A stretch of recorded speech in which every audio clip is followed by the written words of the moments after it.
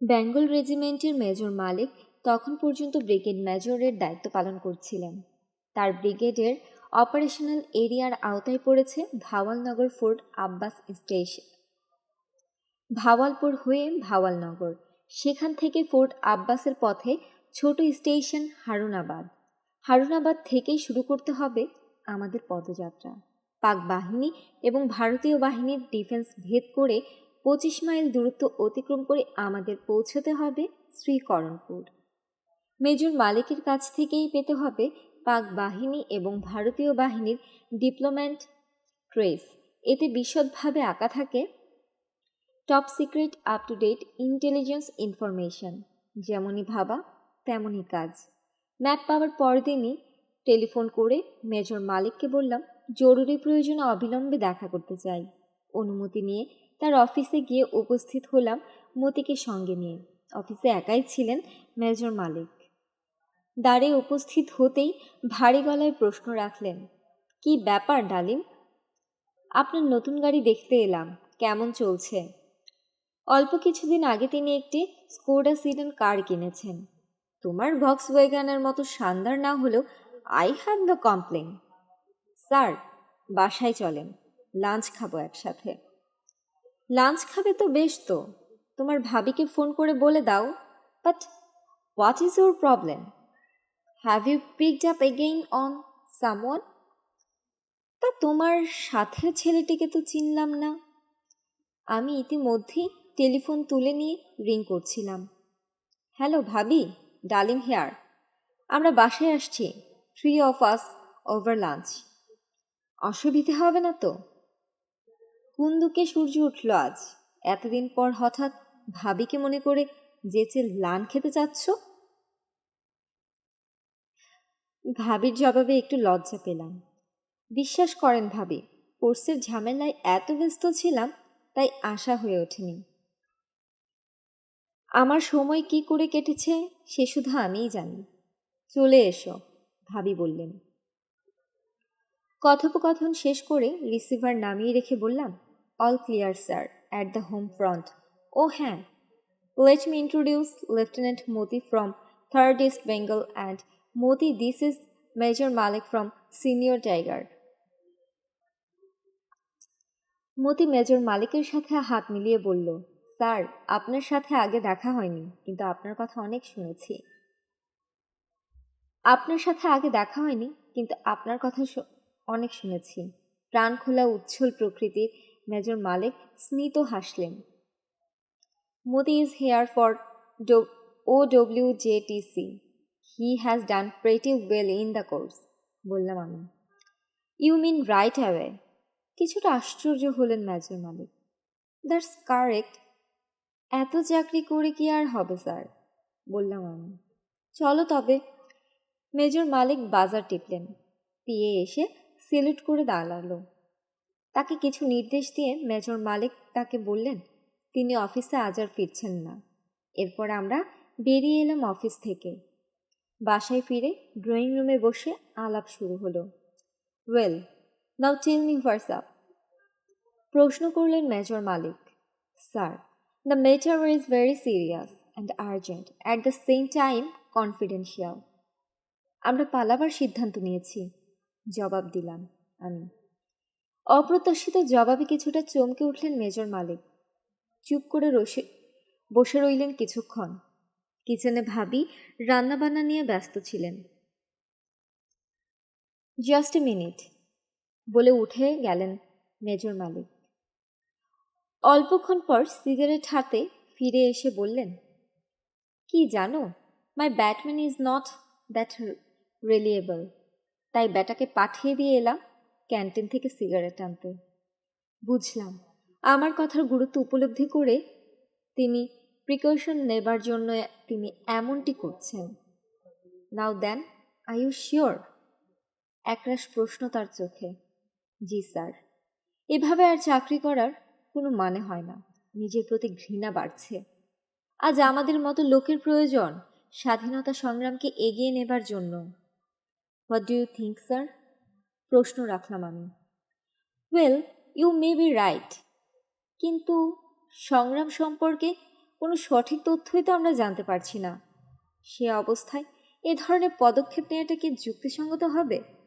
Wouldn't it be two risky? পাল্টা প্রশ্ন রাখলেন মেজর মালিক। আপনার কথায় যুক্তি আছে, কিন্তু যেভাবে এখান থেকে জরুরি ভিত্তিতে রিইনফোর্সমেন্ট পাঠানো হচ্ছে আর পূর্ব পাকিস্তান থেকে লাশ আসছে, তাতে করে এতটুকু নিশ্চয়ই প্রমাণিত হয় যে সেখানে কিছু একটা ঘটছে। তদুপরি ইন্টারন্যাশনাল মিডিয়া কি সবটাই মিথ্যা প্রচারণা চালাচ্ছে বলে মনে করেন আপনি? জোরালো যুক্তি তুলে ধরলাম আমি। Well then, what can I do for you in this venture of your? জানতে চাইলেন মেজর মালিক। আমরা হারুনাবাদ থেকে শ্রীকরণপুর পৌঁছার চেষ্টা করব। সব দিক বিবেচনা করে এ পথই সর্বোত্তম বলে বিবেচনা করছি আমরা। Your decision is right. চমন বর্ডার ছাড়া এটাই সবচেয়ে ভালো পথ নিঃসন্দেহে। এ পথে 2 থেকে 3 দিন সময় লাগবে। স্যার, আপনাকে অপারেশনাল ট্রেস করে দিতে হবে, অনুরোধ জানালাম আমি। Food has been served. Apron পরা ভাবি ন্যাপকিনে হাত মুছতে মুছতে টেবিলে যাবার অনুরোধ জানালেন। ভাবির আগমনে পরিবেশটাকে হালকা করে দেবার জন্য হঠাৎ করেই মেজর মালিক কথার মোড় ঘুরিয়ে দিয়ে এসে বললেন, এসো, আগে পেট পুজো করা যাক, খালি পেটে ঠিকমতো চিন্তাও করা যায় না। সবাই গিয়ে টেবিলে বসলাম। বাচ্চারা সবাই স্কুলে। খাবার দেখে জিভে পানি এসে গেল। টাটকা মাছে বিভিন্ন ব্যঞ্জন। জিজ্ঞেস করলাম, ভাবি দ্য গ্রেট, এই জিনিসগুলো কোথা থেকে আমদানি করলেন? জবাবে ভাবি বললেন, ওরখ থেকে আজ সকালেই আনিয়েছি। কোয়েটা শহর থেকে 15-20 কিলোমিটার দূরে ছোট্ট একটি সবুজ উপত্যকা ওরখ। একটি পাহাড়ি ঝর্ণা বয়ে যাচ্ছে উপত্যকার ঠিক মাঝ দিয়ে। বিভিন্ন ফলের গাছগাছালিতে ছেয়ে আছে উপত্যকাটা। চারদিকে ঘিরে আছে পাহাড়ের গায়ে চিরসবুজ বন। আকর্ষণীয় পিকনিক স্পট। সেই ঝর্ণাতেই ট্রাউট এবং অন্যান্য জাতের মাছ পাওয়া যায়। বাঙালিরা সুযোগ পেলেই মাছ আনায় ওরখ থেকে। আমরা ব্যাচেলর বয়স প্রায় গাড়ি ভর্তি করে মাছ নিয়ে এসে ইচ্ছে মতো যে কোনোভাবে শরণাপন্ন হই টাটকা মাছ ভাতের স্বাদ মেটাতে। হইচই করে তৃপ্তি মিটিয়ে খাওয়া শেষ করে আমরা আবার ড্রয়িং রুমে এসে বসলাম। খাবার সুযোগে সবকিছু ভেবে নিয়ে আমার অনুরোধের জবাবটা ঠিক করে নিয়েছিলেন মেজর মালিক। সোফায় বসে সিগারেটে একটা সুখ টান দিয়ে মেজর মালিক বললেন, well, I admire your courage. আমি নিশ্চয়ই তোমাদের যথাসাধ্য সাহায্য করব। শুধু অনুরোধ, এ ব্যাপারটা আমার এবং তোমাদের মধ্যেই সীমাবদ্ধ থাকবে। Definitely sir, we give you our words. আমি জবাব দিলাম। আমরা জোগাড় করেছি। মেজর মালিক জিজ্ঞাসু দৃষ্টি মেলে তাকাতেই তাড়াতাড়ি বললাম, not from my regiment, from elsewhere. স্বস্তির নিঃশ্বাস ফেলে হাফ ছেড়ে যেন বাঁচলেন major Malik. Then bring them to me tomorrow, বললেন মেজর মালিক। নট টুমরো, এখনই ম্যাপ শিটসগুলি দিয়ে যাচ্ছে আপনাকে, কাল এসে নিয়ে যাব। মতিকে পাঠালাম গাড়ি থেকে ম্যাপ শিটসগুলো নিয়ে আসার জন্য। সেগুলো নিয়ে মতি ফিরে এলো। ম্যাপ শিটসগুলো পরখ করে মেজর মালিক স্বগোক্তি করলেন, ইনক্রেডিবল। জিনিসগুলো উঠিয়ে নিয়ে কোনো গোপন জায়গায় রেখে ফিরে এসে যোগ দিলেন আমাদের সাথে। আমরা তবে আজ উঠি sir. Still a lot to be done. বুঝেছি। কি জানো ডালিম, তোমাদের মতো দেশপ্রেমিকদের প্রচেষ্টায় বাংলাদেশ স্বাধীন হবে নিশ্চয়ই, ইনশাল্লাহ। ইচ্ছে হচ্ছে আমিও তোমাদের সাথে পালিয়ে যাই, কিন্তু সেটা সম্ভব নয়। পরিবারের দায়িত্ব বাধা হয়ে আছে। How can I leave them and go? ভারী গম্ভীর গলায় কথাগুলো বলছিলেন মেজর মালিক। আপনি ঠিকই বলেছেন স্যার, কিন্তু আমাদের সাহায্য করে আপনি তো কম অবদান রাখলেন না স্যার। সেভাবে বিচার করলে আপনিও তো একজন মুক্তিযোদ্ধা। আমরা বেঁচে থাকলে আপনার এই অবদানের কথা দেশবাসী জানবে। বিশ্বাস করেন স্যার, আপনিই একমাত্র সিনিয়র অফিসার যার কাছ থেকে আন্তরিকতা, সহানুভূতি ও সহযোগিতা পেলাম। বাকি সবাইকে চেনা হয়ে গেছে। অল আর পেপার টাইগার্স। তারা ভীতু, স্বার্থপর, মুখে মুখেই সব বাঙালি, এর বেশি কিছু নয়। আমার কথায় মেজর মালিকের চোখে পানি এসে গিয়েছিল। হই হুল্লোড়বাজ বলে পরিচিত মেজর মালিকের মাঝে সাচ্চা বাঙালি দেশপ্রেমিক মেজর মালিককে খুঁজে পেয়ে তার প্রতি শ্রদ্ধা অনেক বেড়ে গিয়েছিল। সালাম জানিয়ে উঠে পড়লাম। গাড়ি পর্যন্ত এগিয়ে দিতে এলেন তিনি। গাড়িতে বসতে যাচ্ছি, ঠিক তখন আবেগে আমাকে এবং মতিকে জড়িয়ে ধরে বলে উঠলেন, I wish you all well boys, take care. ফিরে এলাম ম্যাসে। সত্যি অদ্ভুত লোক মেজর মালিক, বলল মতি। আমিও কিন্তু ভাবিনি তার কাছ থেকে ঠিক এতটা সাহায্য পাব। সত্যি পৃথিবীতে মানুষ চেনা দায়, জবাব দিলাম। আরও কয়েকটি বিষয়ে আলাপ আলোচনার পর মতি চলে গেল। লেফটেন্যান্ট সুমি ফিরে যাচ্ছে লাহোর। ভাবলাম ওর কাছ থেকে চেয়ে নেব কম্পাস এবং বাইনোকুলার। যাবার আগের দিন বিদায় নিতে এসেছে সুমি, টকটকে ফর্সা ওয়েলবিল সুদর্শন যুবক সুমি। সবসময় মিষ্টি হাসি মুখে লেগেই আছে। সেদিন তাকে খুব মলিন দেখাচ্ছিল।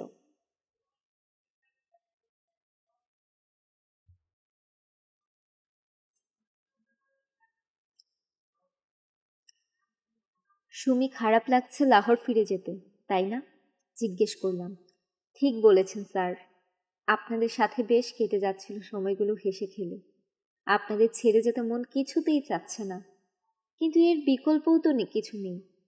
যেতে তো হবে। আপনার কথা কখনো ভুলতে পারবো না স্যার।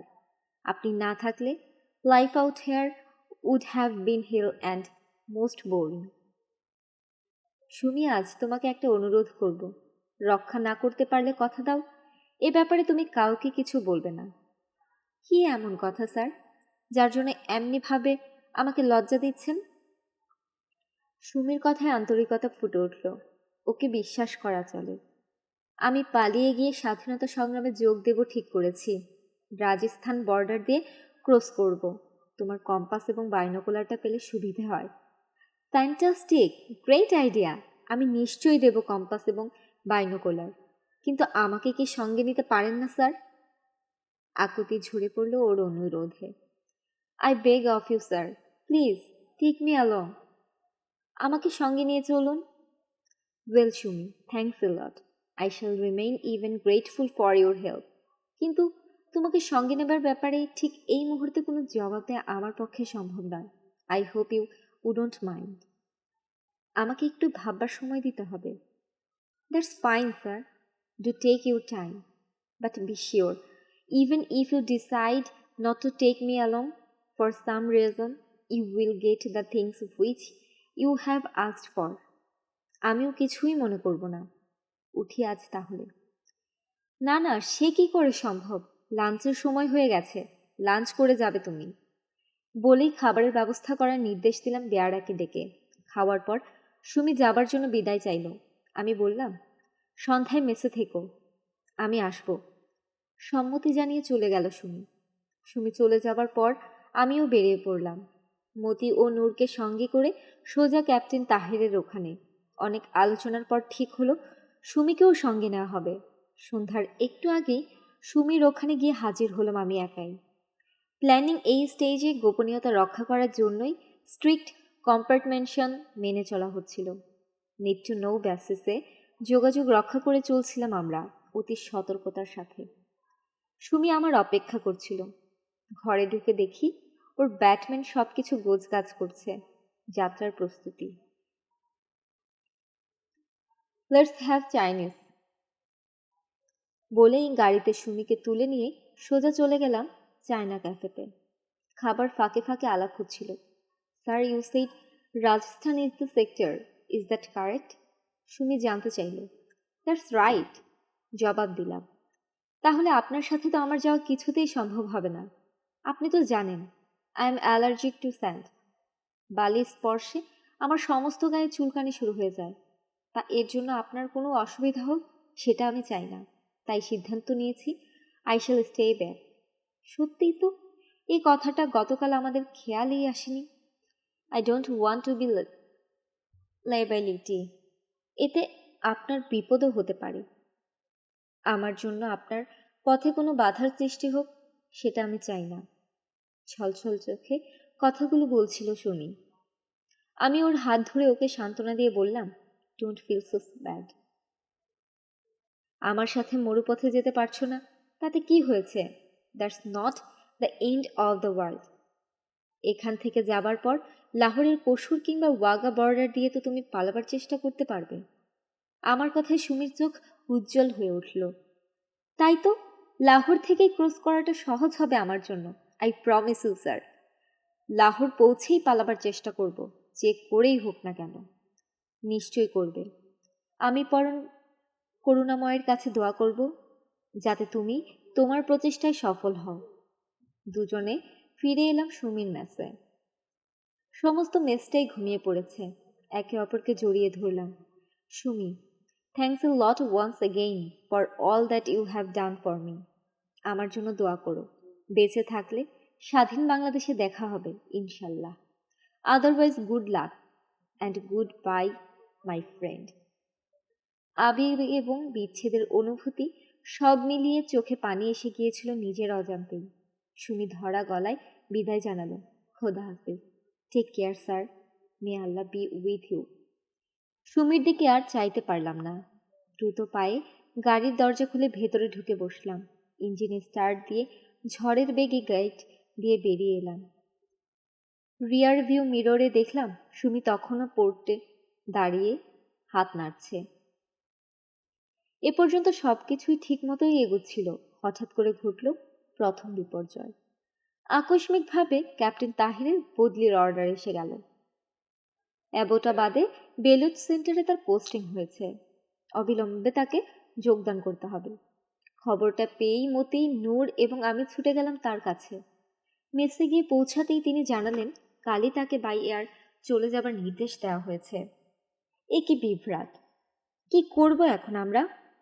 জবাবে ক্যাপ্টেন তাহির বলল, ইটস ওকে, এ অবস্থায় তোমাদের সাথে আমার যাবার কোনো সম্ভাবনা নেই, বাট সো হোয়াট? আমি অ্যাবোটাবাদ থেকে পালাবার চেষ্টা করব। তোমরা তোমাদের প্ল্যান অনুযায়ী এগিয়ে যাও, তবে যত তাড়াতাড়ি সম্ভব প্ল্যান এক্সিকিউট করতে হবে। বুঝতে পারলাম পোস্টিং অর্ডার একবার যখন আসা শুরু হয়েছে তখন যে কোনো সময় মতি ও নূরের কিংবা আমার পোস্টিং অর্ডারও এসে পড়তে পারে। একে অপরের কাছ থেকে বিচ্ছিন্ন হয়ে পড়ার আগেই আমাদের কেটে পড়তে হবে। পরদিন সকালে ক্যাপ্টেন তাহিরকে এয়ারপোর্টে বিদায় জানিয়ে ফিরে এলাম। আশ্চর্য ব্যক্তিত্ব ক্যাপ্টেন তাহির। তরুণ, চৌকস কমান্ডো অফিসার। সবেমাত্র রেঞ্জার্স কোর্স শেষে আমেরিকা থেকে ফিরেছেন। ফেরার পরপরই ডিটেইলড হয়ে কোয়েটাতে এসেছিলেন সিনিয়র ট্যাকটিক্যাল কোর্স করতে।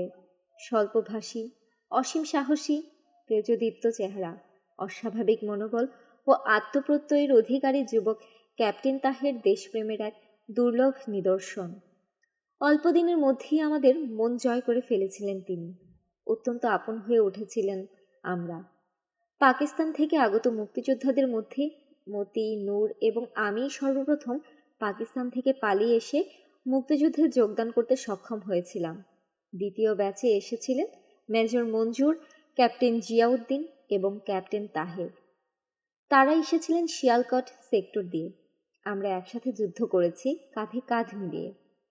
স্বাধীনতার সংগ্রামকালে এবং পরবর্তীকালে বাংলাদেশের গণমানুষের মুক্তি সংগ্রামে বীর মুক্তিযোদ্ধা কর্নেল তাহিরের নিঃস্বার্থ অবদান এবং আত্মত্যাগের ইতিহাস সর্বজন বিদিত।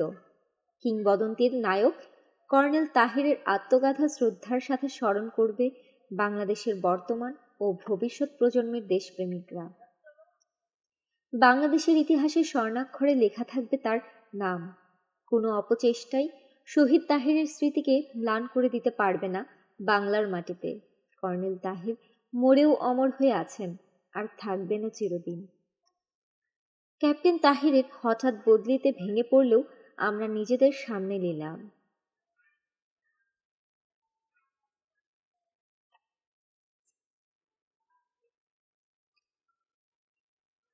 তার চলে যাবার পর পুরোদমে আমরা আমাদের পরিকল্পনার কাজ এগিয়ে নিয়ে চললাম। সুমির পিস্তলটা পাওয়ার আমাদের সুবিধা হলো।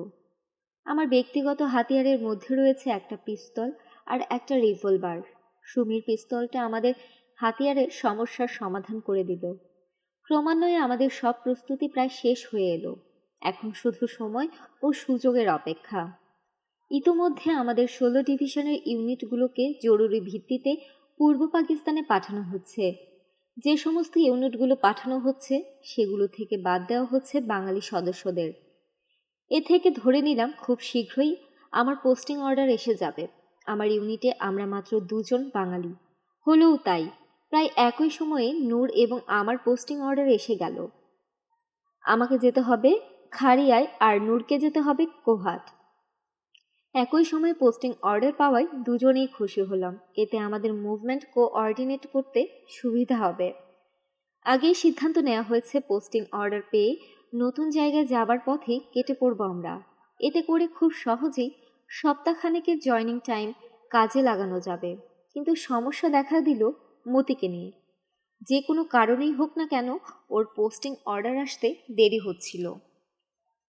ঠিক হলো কিছু একটা করা দরকার। স্কুলে আটকে পড়া সব বাঙালিরাই প্রায় চলে গেছে পশ্চিম পাকিস্তানের বিভিন্ন ইউনিটে। হঠাৎ মতির মাথায় একটা বুদ্ধি এলো। ও সরাসরি পিন্ডিতে এমএস ব্রাঞ্চের সাথে যোগাযোগ করে জানতে চাইল বেঙ্গল রেজিমেন্টের অফিসারদের পোস্টিং ইনচার্জকে।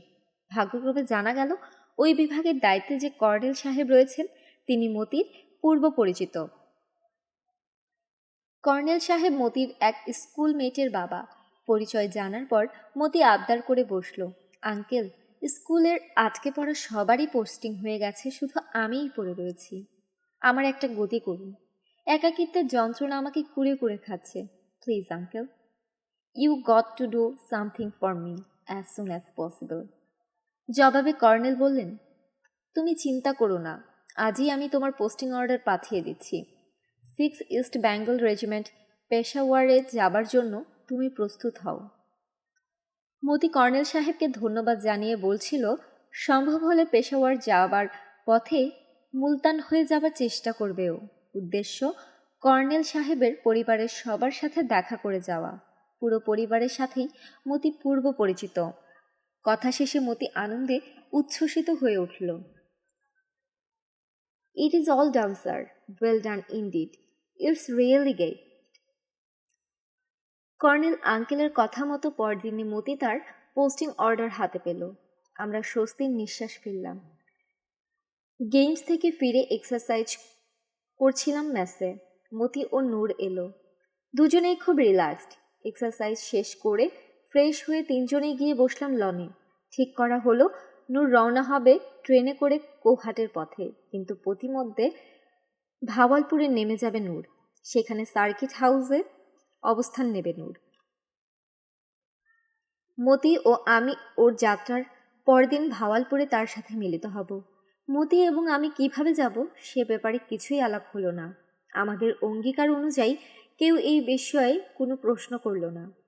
আলাপ শেষে ক্লাবে চলে গেলাম তাম্বেলো নাইট অ্যাটেন্ড করার জন্য। আমাকে কমান্ডিং অফিসার নির্দেশ দিলেন যত তাড়াতাড়ি সম্ভব গোছগাছ করে খাড়িয়া চলে যেতে। স্বাভাবিকভাবে আমি ব্যস্ত হয়ে পড়লাম গোছগাছ নিয়ে। সমস্ত মালপত্র ব্যাটম্যানকে দিয়ে এপ্রিলের প্রথম সপ্তাহের শেষের দিকে ট্রেনে করে পাঠিয়ে দিলাম খাড়িয়ায়। কোঅর্ডিনেটকে বললাম ট্রেনে না গিয়ে বাই এয়ার লাহোর হয়ে যাব আমি। ট্রানজিট পিরিয়ডটা লাহোরে আমোদ ফুর্তি করে কাটিয়ে দিয়ে খাড়িয়াতে চলে যাব আমি। সমস্যা দেখা দিল সদ্য কেনা গাড়িটা নিয়ে। নতুন গাড়ি, শখ করে কেনা, তাই বেঁচে দেওয়ার প্রশ্নই ওঠে না। এতে লোকজনের মনে সন্দেহের সৃষ্টি হতে পারে। তাই ঠিক করলাম আমার এক ঘনিষ্ঠ বন্ধুকে দিয়ে যাব গাড়িটা। এজাজ লাহোরের ছেলে, ওর পরিবারের সাথেও আমার ঘনিষ্ঠতা রয়েছে। আমাকেও তারা পরিবারের একজন হিসেবেই মনে করে। এজাজকে একদিন বললাম, এজাজ, আমি বাই এয়ার লাহোর হয়ে যাচ্ছি, তুমি আমার গাড়িটা রেখে দে। সুবিধা মতো লাহোর পাঠিয়ে দিস। আমি পরে এক ফাঁকে খাড়িয়া থেকে লাহোর গিয়ে গাড়িটা নিয়ে আসব।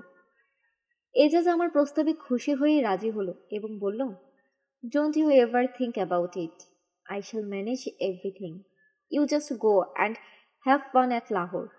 By the way, when are you planning to leave? Tentatively around mid-April. জবাব দিয়েছিলাম আমি। এভাবেই গাড়ির ঝামেলারও সুরাহা হলো। এরই মধ্যে ঘটল চরম অঘটন। একদিন গেমস এর পর স্কুলের মেসে এন্টিরুমে বসেছিল নূর। কয়েকজন পশ্চিম পাকিস্তানি অফিসারও বসেছিল সেখানে। কথায় কথায় একসময় বাঙালি জাতি এবং শেখ মুজিব সম্পর্কে কটূক্তি করে নূরকে চটাবার চেষ্টা করছিল। ওদের একজন নূরকে উদ্দেশ্য করে বলল, নূর, তেরা তো কিসমত খুল গয়া রে, শেখ মুজিব अभी तुझे एकदम से जनरल बना देगा। Bastard Mujib is a traitor, don't you think so? सारे बाঙালি कम हिंदू है। উস্কানিমূলক এ ধরনের বক্তব্যে নূর ভীষণভাবে উত্তেজিত হয়ে ওদের কথার জবাবে গর্জে ওঠে, ইফ মুজিব ইজ এ গাদ্দার then Yahya is a rogue. He is killing thousands of Bengalis. He has let lose the forces to rape and dishonor our mothers and sisters. Therefore, he is a bigger bastard. এই ধরনের কথা বলেই ক্ষান্ত হয়নি নূর। রাগের চোটে সামনের স্ট্যান্ডে রাখা প্রেসিডেন্টের ইয়াহিয়া খানের ছবি তুলে নিয়ে আশ্রয় ফেলে দিয়ে তার উপর দিয়ে গটখট করে হেঁটে বাইরে যায় নূর। প্রেসিডেন্টের ছবি পা দিয়ে মারিয়ে চূর্ণ বিচূর্ণ করার গুরু অপরাধে তক্ষুনি তার বিরুদ্ধে ওপেন অ্যারেস্টের আদেশ জারি করে স্কুল কর্তৃপক্ষ। শুরু হয়ে যায় কোর্ট মার্শাল প্রসিডিং। ঘটনার আকস্মিকতায় আমার ও মতির মাথায় বাজ ভেঙে পড়ে। হতভম্ব হয়ে যাই আমরা। খবর পেয়ে ছুটে গেলাম ওর কাছে। এ কি করলে নূর? ক্ষণিকের উত্তেজনার বশে সব কিছু ভণ্ডুল করে দিলে কি করে?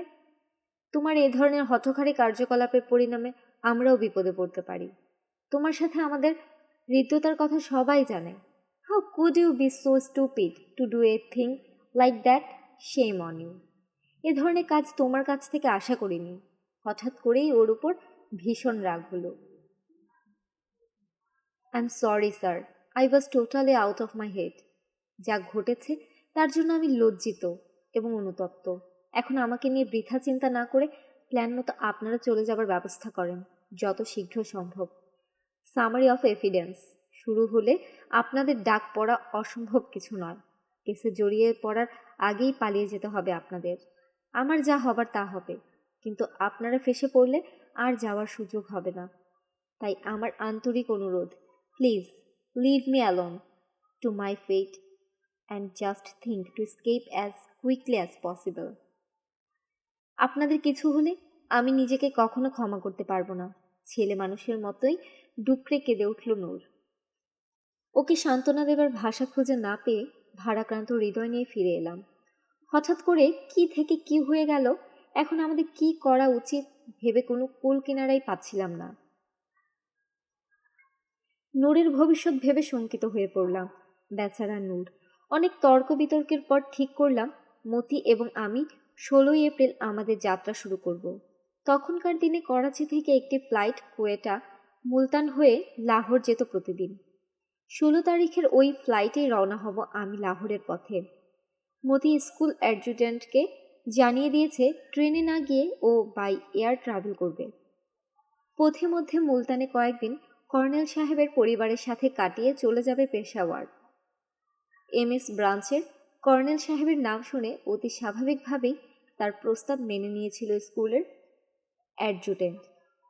একই ফ্লাইটে আমাদের সিট বুক করলাম। ওপেন অ্যারেস্টে থাকার ফলে আমরা নূরের সাথে স্বাভাবিক যোগাযোগ রক্ষা করে চলতে পারছিলাম। ক্লোজড অ্যারেস্ট হলে ওর সাথে কোনো যোগাযোগ রাখা সম্ভব হতো না। নূর বন্দী হওয়ার পর থেকেই মানসিক অশান্তিতে ভুগছিলাম।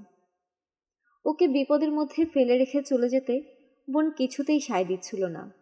ঘুরে ফিরে শুধু একটি কথাই মনে হচ্ছিল, কোনো মতেই কি নূরকে উদ্ধার করে আমাদের সাথে নিয়ে যাওয়া যায় না? অনেক চিন্তা ভাবনার পর একটা উপায় আমার মাথায় এলো। 15 তারিখ সকালে গিয়ে উপস্থিত হলাম মতির মেসে। গিয়ে দেখি মতির ঘর একদম খালি। বুঝলাম মতি তার মালপত্র ব্যাটম্যানের সাথে পাঠিয়ে দিয়েছে ইতিমধ্যে। বাথরুমে গোসল করছিল মতি। অল্পক্ষণ পরই মতি বেরিয়ে এলো। কি ব্যাপার স্যার, এত সকালে আপনি? একটা বিশেষ ব্যাপারে আলাপ করতে এলাম। মতি, তুমি ভালো করেই জানো নূরের বন্দী হওয়ার পর থেকেই আমি ভীষণভাবে মানসিক অশান্তিতে ভুগছি। সর্বক্ষণ ওকে নিয়েই ভাবছি, বললাম আমি। নূরের বিষয়ে কিছু কি? আমার মানসিক অবস্থা আঁচ করে বোধ হয় প্রশ্নটা করল মতি। হ্যাঁ তাই। নূরকে সঙ্গে নেবার একটা আইডিয়া এসেছে মাথায়। আমাকে শেষ করতে না দিয়েই মতি বলে উঠল, আর ইউ ম্যাড স্যার? বন্দি অবস্থা থেকে তাকে নিয়ে যাবার কথা কি করে ভাবলেন?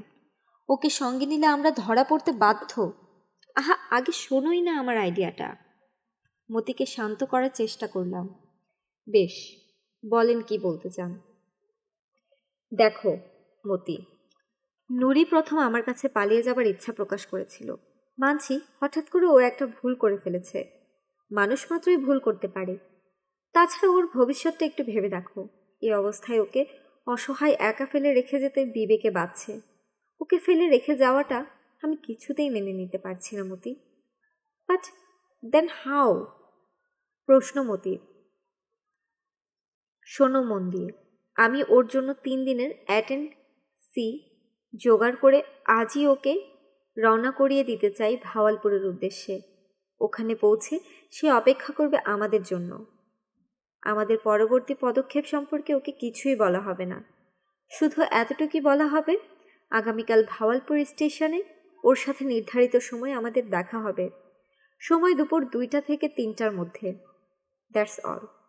এ ব্যাপারে কোনো প্রশ্ন না করে ও যদি যেতে রাজি হয়, তবে let's take him.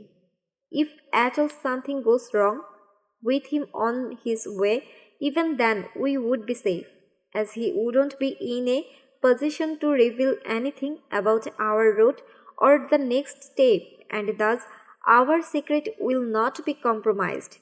What do you say? ঠিক আছে, বুঝলাম আপনার প্ল্যানে যুক্তি আছে, কিন্তু অ্যাটেন্ডসি কি করে জোগাড় করবেন? প্রশ্ন মতির। First of all, tell me, do you agree or not to take him with us on principle? Well, it is still risky, but I shall buy it. জবাবে বলল মতি। আনন্দে মতিকে জড়িয়ে ধরে বললাম, thanks, you are really great Moti. Now come along and see what I do. গাড়ি করে ছুটে গেলাম সিএমএইচে স্টাফ সার্জেন্ট ক্যাপ্টেন জামালের কাছে। আমি যখন ঢাকা কলেজের ছাত্র, তখন ঢাকা মেডিকেল কলেজে পড়তেন জামাল। ছাত্র রাজনীতি করার সুবাদে পরিচয় হয় আমাদের। সেই পরিচয়ে আর্মিতে যোগদানের পর আরও ঘনিষ্ঠ হয়ে ওঠে। বয়সে ক্যাপ্টেন জামাল আমার চেয়ে কিছুটা বড় হলেও আমরা একে অপরকে তুমি বলে সম্বোধন করতাম। সিএমএইচের আউট পেশেন্টে গিয়ে দেখি জামাল রুগী দেখার খুবই ব্যস্ত। এক ফাঁকে এগিয়ে এসে বলল, কি বন্ধু, হাসপাতালে কেন? বসো কিছুক্ষণ, একটু হালকা হইয়া লই। জবাবে বললাম, না দোস্ত, বসনের সময় নাই, খুব একটা জরুরি কামে আইছি। কও তাইলে। মতিকে সংক্ষেপে পরিচয় করিয়ে দিয়ে বললাম, কাইল যাইতাছি, দেখা না কইরা গেলে তো আমারে কাইটটা ফেলাইতা, তাই খোদা হাফেজ কইতে আইলাম। কিন্তু দোস্ত, যাওনের আগে একটা শেষ আবদার লইয়া আইছি। নূরের লাইগা 3 দিনের অ্যাটেন্ডসি লেখা দাও। বেচারার মন মেজাজ খুবই খারাপ। নূরের ঘটনা কুয়েটার সব বাঙালির মনেই সমবেদনার উদ্রেক করেছিল। অনেকেই ওর প্রতি ছিল সিম্প্যাথেটিক। ক্যাপ্টেন জামাল ছিল তাদেরই একজন। মুহূর্তে নির্দ্বিধায় এর একটা চিট প্যাডে লিখে সেটা আমার হাতে দিয়ে জামাল বলল, এরই মধ্যে একদিন সময় কইরা জামুনে দেখতে কইও তারে। পোলাটা খামাখা নিজের বিপদ নিয়ে না ফেলাইছে আল্লাহ জানে। ইয়াং ব্লাড, খুনকা গরমিজ, বুঝলা বন্ধু? অনেকটা আফসোস করেই কথাগুলো বলছিল জামাল। ঠিক কইছো দোস্ত।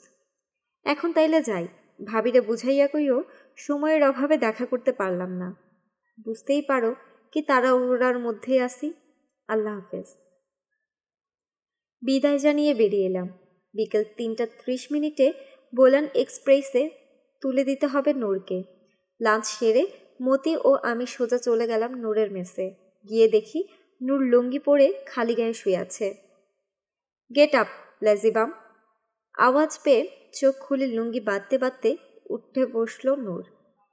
বিনা প্রশ্নে আমার কথা মেনে নিতে রাজি থাকলে তোমাকে সঙ্গে নিয়ে পালাতে পারি, বলো রাজি? আমার কথা বলার ধরনে প্রথমে কিছুটা ভরকে গিয়েছিল নূর, কিন্তু পরক্ষণে নিজেকে সামনে নিয়ে বলল, কিন্তু। কোনো কিন্তু নয়, সময় নষ্ট না করে বলো রাজি। দৃঢ়তার সাথে জিজ্ঞেস করলাম আবার। রাজি, জবাব দিল নূর। বেশ, এবার শোনো মনোযোগ দিয়ে। ইউ হ্যাভ 3 days অ্যাটেন্সি means complete bed rest, okay? Send this chit to the adjutant through your batman, then give him chhuti for 3 days. Call him now and do as I said. Noor তক্ষুনি তার ব্যাটম্যানকে ডেকে তাকে নির্দেশ দিল চিটটা অ্যাডজুটেন্টকে পৌঁছে দিয়ে ছুটিতে বাড়ি চলে যাবার জন্য। অপ্রত্যাশিতভাবে একসাথে 3 দিনের ছুটি পেয়ে ব্যাটার 32 দাঁত আর বন্ধই হচ্ছিল না। খুশির ঠেলায় গদগদ হয়ে লম্বা একটা সেলুট মেরে ছুটে চলে গেল হুকুম তামিল করতে। বেশ, এবার শোনো মনোযোগ দিয়ে। ইউ হ্যাভ 3 days অ্যাটেন্সি means complete bed rest, okay? Send this cheat to the adjutant through your batman, then give him ছুটি for 3 days. Call him now and do as I said. এবার কাপড় পরে তৈরি হয়ে নাও। একটা হ্যান্ডব্যাগে 2 প্রস্থ এক্সট্রা চেঞ্জ ভরে নাও জলদি। তোমাকে বোলান এক্সপ্রেস ধরতে হবে। লাহোর পর্যন্ত টিকিট থাকবে, কিন্তু ভাওয়ালপুরে নেমে যাবে তুমি। সেখানে সার্কিট হাউসে অবস্থান নেবে তুমি। আগামীকাল দুপুর 2টা থেকে 3টার মধ্যে ভাওয়ালপুর স্টেশনে আমরা মিলিত হব ইনশাল্লাহ। ভাওয়ালপুর পৌঁছে একটা কাজ করতে হবে তোমাকে। সেখান থেকে ভাওয়ালনগর যাবার উপায় কি কি এবং কোন উপায়ে কতটুকু সময় লাগবে সেটা জেনে রাখতে হবে তোমাকে। All the way you will be have like an army officer travelling to your place of posting at Bahawalnagar. Am I clear? Yes sir. বলেই ছোট একটা হ্যান্ডব্যাগে অতি প্রয়োজনীয় সব কিছু গুছিয়ে নিয়ে নূর তৈরি হয়ে নিল। ওকে গাড়িতে তুলে নিয়ে আমরা ছুটলাম রেলওয়ে স্টেশন। বোলান এক্সপ্রেস প্ল্যাটফর্মে দাঁড়িয়েছিল। একটা ফার্স্ট ক্লাস কুপেতে নূরের জন্য একটা সিট রিজার্ভ করা হলো। নির্দিষ্ট কামরায় উঠে বসলাম আমরা। পকেট থেকে 5,000 টাকা, একটা পিস্তল এবং 25টা গুলি নূরের হাতে তুলে দিলাম। কোনো কথা না বলে সেগুলো ব্যাগে ভরে রাখল নূর। কিছুক্ষণ পর গাড়ি ছাড়া ঘন্টা এবং হুইসেল দুটোই বেজে উঠল। নূরকে জড়িয়ে ধরে বললাম, take care, see you tomorrow, খোদা হাফেজ। গাড়ি নড়ে উঠল। আমরা প্ল্যাটফর্মে নেমে পড়লাম। তীব্র হুইসেল বাজাতে বাজাতে বোলান এক্সপ্রেস স্টেশন ছেড়ে বেরিয়ে গেল। আমরাও ফিরে এলাম।